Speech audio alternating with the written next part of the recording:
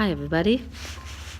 I was feeling I should do a video instead of typing this out. Hopefully this works a bit better, but I just wanted to thank everyone for all your condolences concerning my father, the messages, the WhatsApps, the texts, the flowers, the food, everything that was sent during the time of my father's passing. My family and I appreciate you so much. God bless you. It has been a very intense time. I have never lost anybody this close to me before. So this has been quite an experience on every level. I mean, I've attended funerals, I've mourned with people, I've cried with people, family, friends, those who I might not know well. But I tell you,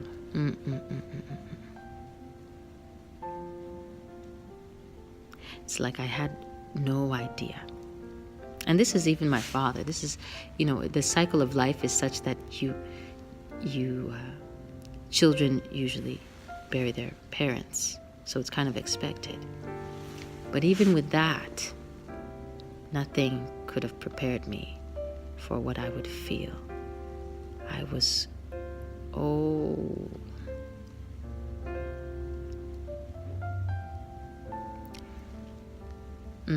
it was because I lived at home helping him, and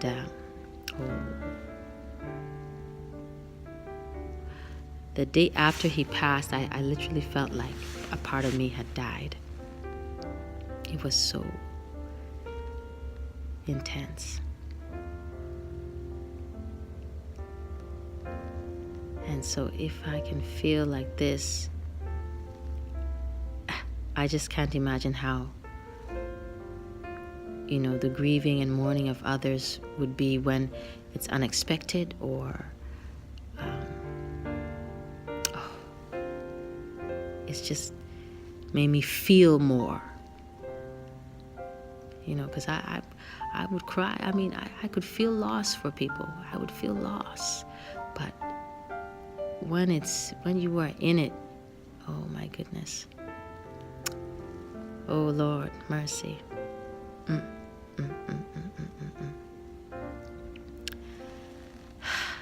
The thing that held me together or is holding me together through all of this is my faith, the support that I've been getting from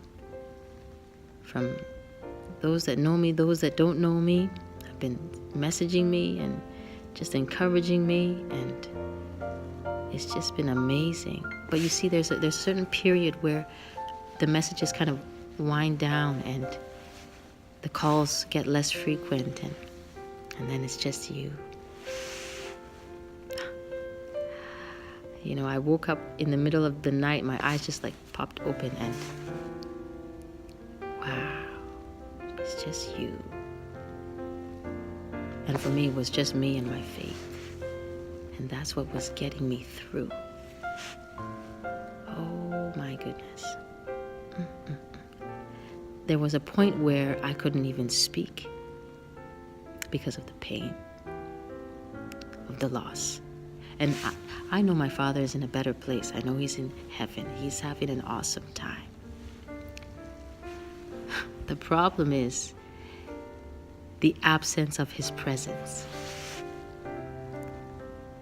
That's the part where you kind of have to get used to the absence of his presence. Wow. That's the part. I know he's in heaven. He's having a great time. Just it's the absence of him that you feel.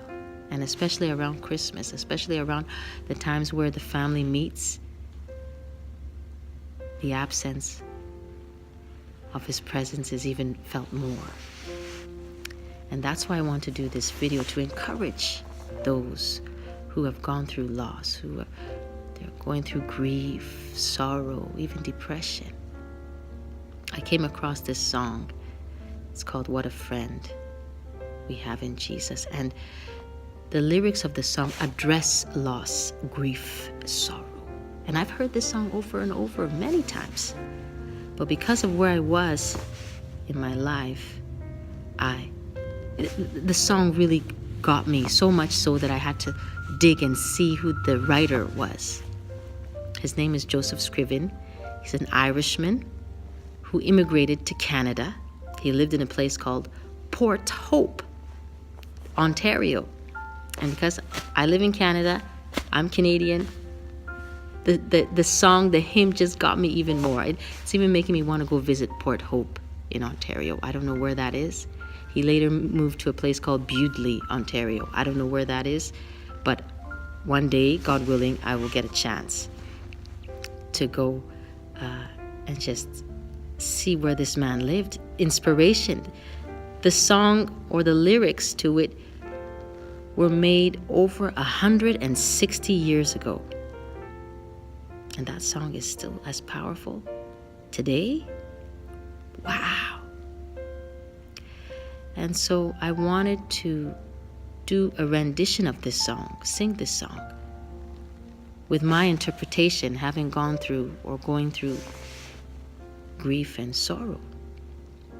And this song ministered to me so much. I'm praying that it will minister to you as well, that it will bring you comfort, it will bring you peace, it will bring you healing, encouragement, because the song encourages, it gives you great counsel on what to do when all of that happened. When I did the little research on Joseph Scriven, I found out he was a man of faith, but he had gone through terrible loss. When he was about 25 years old, he met this wonderful woman. He was so excited to get married to her. And the day before their wedding, she dies. Young guy. I think that's even what drove him out of Ireland to Canada, just to get away from it all. And then later on he meets another woman and falls in love with her and is getting ready to marry her. And she also dies. When you listen to the lyrics or you read the lyrics, you see how this man was going through. But his faith seemed to hold him together. He actually wrote, I guess not the hymn, he wrote the words to a poem. And that's what he used to send to his mother, who was apparently sick in Ireland, just to encourage her. And it ended up becoming the lyrics to a hymn. And 160 some odd years later, it's still being sung. But this song really preached to me. It really spoke to me. It encouraged me, reminds me what to do when you go through something like this: pain, loss, grief, depression. Because I was getting into a place. I mean, it was not healthy where I was going. I mean, if it's to the point where you don't even want to speak to your own mother, oh my goodness. But my mom was really good. She just knew, as moms know. And she would just come into my room and just start praying for me. I'm so grateful for my mother. So I'm dedicating this song to the legacy of my father. And I'm also dedicating this song to my mother, my sisters, and my brothers. And I also want to dedicate this song to anybody who has lost a loved one, who is going through grief, who is going through sorrow, who's going through pain. And I pray that as you hear this song, it will bring you healing, it will bring you comfort, it will encourage you, it will bring you peace.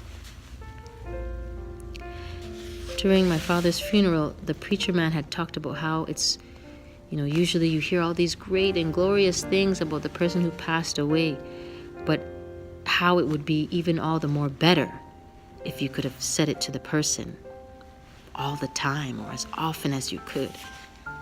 And so that's why I want to dedicate this song to my mother, who's alive with me, my sisters and brothers who are also with me, and also to you who's taking the time to listen, who may be going through grief or sorrow or pain, or just having some down days.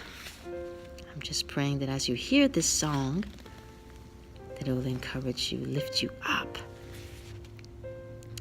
Thank you so much for taking the time to listen. And I hope that you also take the time to listen to the lyrical video that I created, where I give my interpretation of what a friend we have in Jesus. So thanks again. Have a great Christmas. Be encouraged. Be encouraged. And if this song in any way helps you, and you know that there's somebody who is going through grief, going through loss, please share the song with them. I'm praying that as they hear it, it'll be like a nice dose of healing into their system and just make them feel better, or at least help them to get through the process of where they're coming from. Thank you again so much for listening. God bless.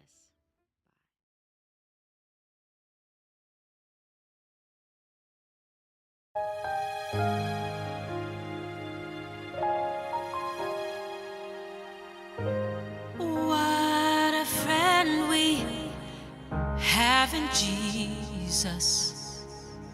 All our sins and griefs to bear. What a privilege to carry everything to God in prayer. Oh, what peace we often forfeit. Oh, what needless pain we bear. All because we do not carry everything to God in prayer. Have we trials and temptations? Is there trouble anywhere?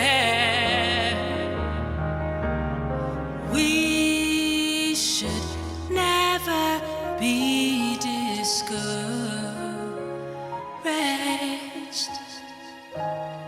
Take it to the Lord in prayer. Can we find a friend so faithful, who will all our sorrows share? Jesus knows our every weakness. Take it to the Lord in prayer. Are you weak and heavy laden, cumbered with a load of care? Precious Savior, still a refuge. Take it to the Lord in prayer. Do thy friends despise, forsake thee? Oh, take it to the Lord in prayer. In his arms he'll take and shield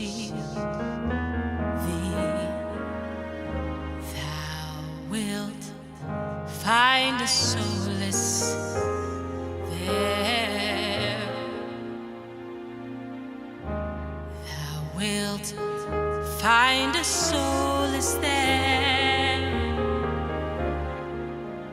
Oh, thou wilt find a solace there.